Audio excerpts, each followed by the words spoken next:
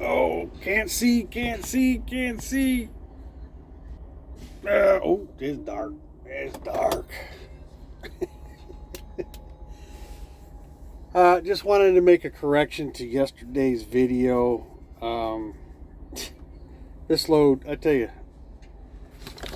it's been a learning experience all the way through. Not necessarily wanted learning experience.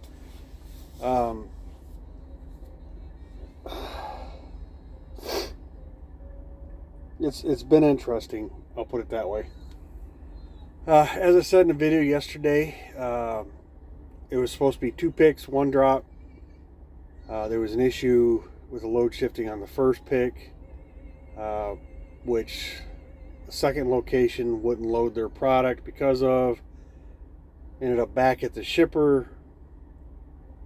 Original first pick, they reworked the load, fixed it, strapped it correctly. By that time, there was no way I could get back to the first location and do a live load and still have any time whatsoever to get to the nearest parking. And they don't allow overnight parking at that facility. I checked. So when we were on our way back to get the load reworked, as I said in the video, when all was said and done, we were supposed to do rework. Then we were going to go the following day to pick up the second stop. And then the delivery date was moved to instead of Friday morning, it would have been Saturday morning. And the rate was supposed to be $19.50 altogether. Well, last night, the gentleman that I had that conversation with never sent me the new Raycon. I got an email that didn't really pertain to anything, but it didn't have a new Raycon in it. So I made a couple phone calls to that broker last night and talked to a couple different people. I got a new Raycon, and what had happened was I drove back to the Loves, which just happened to be, it could go either way, either going on to delivery or back to the second pickup, right? So that really didn't make a bit of difference, but by the time I got back to that Loves and got a new Raycon sent to me, they had removed the second pickup. Now, that's all well and fine, but they were still only showing the original agreed to $1,600. So this morning, I called the gentleman I've been dealing with on this load. And suddenly it changed. All they were willing to do is $1,750. Granted, I've already got the product on the truck. I mean, I'm sure I did some steps wrong in this. It won't happen again. I guarantee it. Well, it probably can't guarantee it. Now, I'm not calling this person a crook, but what we spoke about on the phone yesterday afternoon and what ended up happening this morning, 2 different situations. Next time it won't happen, because in a situation like that, because I'm not going to move back toward the rework until I get an updated Raycon with the numbers we're talking about. That's where I made my mistake. I trusted this person to do what they said they were going to do. And obviously when I got the load reworked and was already on my way back the other direction, that's on me. That won't happen again. Not like that. Next time I will get updated numbers and a Raycon before I go get the rework done. But anyway, the new rate just to correct, and I'll always try to be upfront and accurate in the information I give on what I'm doing, because I can leave it at the 1950 and say, "Ooh, look what I did," and feel all giddy inside. But the rate is 1750. I'm going to go ahead and deliver it. I didn't have to do the second pick. I'm still getting, by the time everything's said and done, with the 1750, it comes out to about $221 a mile to the truck after F2F gets their cut. So still not bad. It really isn't bad. I can live with that. But we were getting closer to $3 a mile territory at the 1950 rate. But again, first load out, first time doing it, doing all this, I'm gonna learn a lot, trust me. And I got a little bit this time, or they got a little bit this time out of me, but it gave me, hey, it's a learning opportunity. So let's write it off at that. I learned something today. So yeah, going into this, dealing with brokers, I'm sure it's going to be some fun stuff. I mean, I'm not going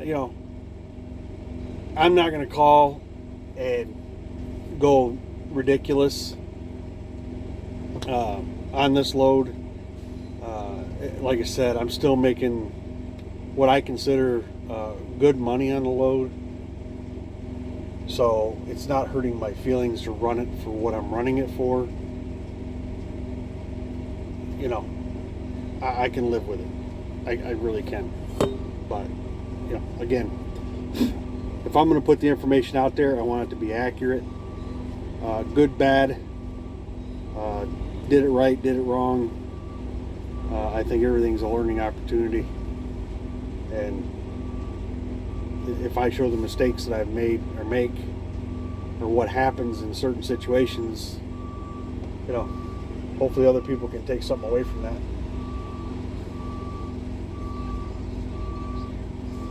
But right now we are in Tennessee. We drove longer than I had planned today. They didn't have to change the delivery time and date. They did. I guess it made them feel more comfortable.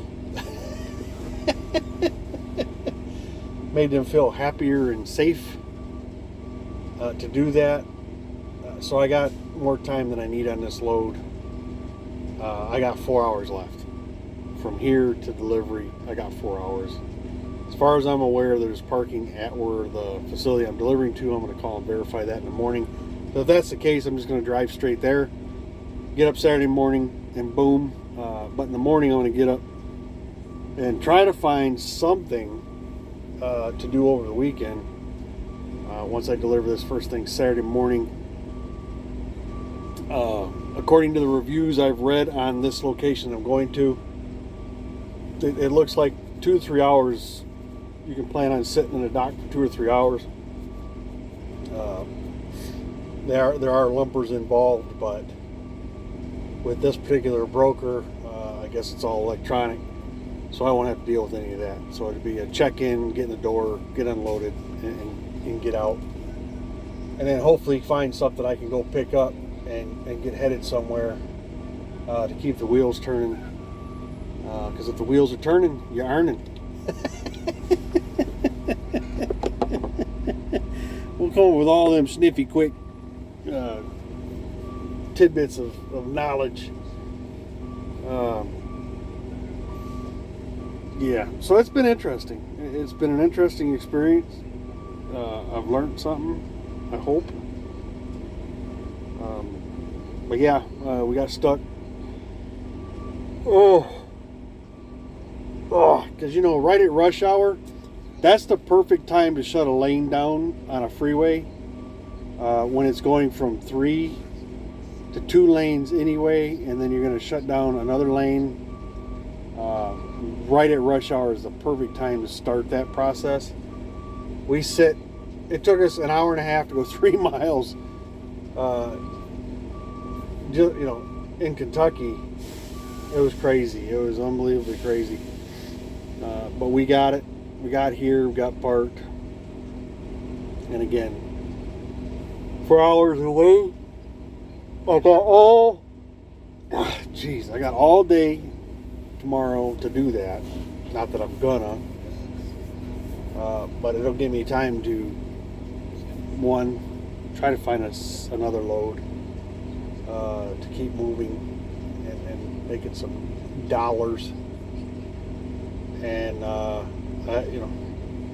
don't have to worry about an alarm clock tomorrow, but I will Saturday because delivery's 5 in the morning. But if I can park at the location like I'm hoping, then all I gotta do is get up, check in, put it in the door, and maybe take another nap while they're unloading me. I did have a question, and anybody else give us, if you could give some feedback in the comments on how you do it. Typically, if I go into the question was, do I stay on duty the whole time I'm at a shipper receiver?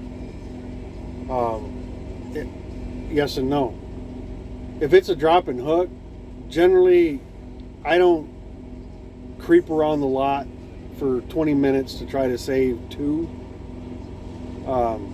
So I'm either on duty, loading, unloading, which is dropping and hooking and dropping and pre-tripping the new trailer and post-tripping the old trailer.